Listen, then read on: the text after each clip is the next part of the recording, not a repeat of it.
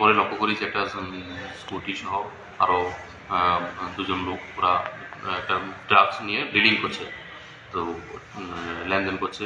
ওই সময় আমরা ওদেরকে হাতে নাতে ধরে ফেলি। হাতে নাতে ধরার পরে আমরা দেখি যে এখানে টোটাল স্মল ভায়াল 400 স্মল ভায়াল হেরোইন, যেটাকে আমরা ব্রাউন সুগার জানি, আছে।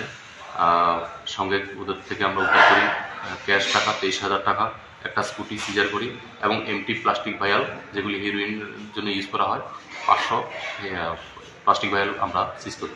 তো উদ্ধার এবং সঙ্গে আমরা 3 জনকে গ্রেপ্তার করি, ওদের মধ্যে একজন মহিলা।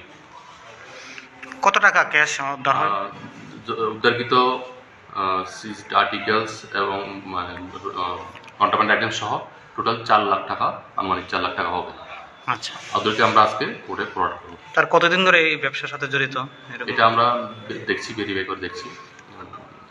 আর কেউ আছে এরকম? এটা ওদেরকে আমরা পুলিশ রিমান্ডে আনলে আমরা এটা দেখতে পাবো। নামটা কি হয়েছে?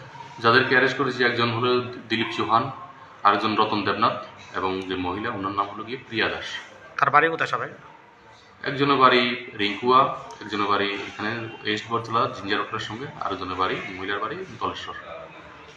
আপনাদের এরকম আগামী দিন কি এরকম জারি থাকবে, যেটা নাকি মানুষের সব আমাদের নেশামুক্ত ত্রিপুরাকরণ করার সাথে আমরা আমাদের এই যে জারি যে রেট কন্টিনিউ থাকবে এবং আমরা এটাকে নেশামুক্ত করেই ছাড়ব।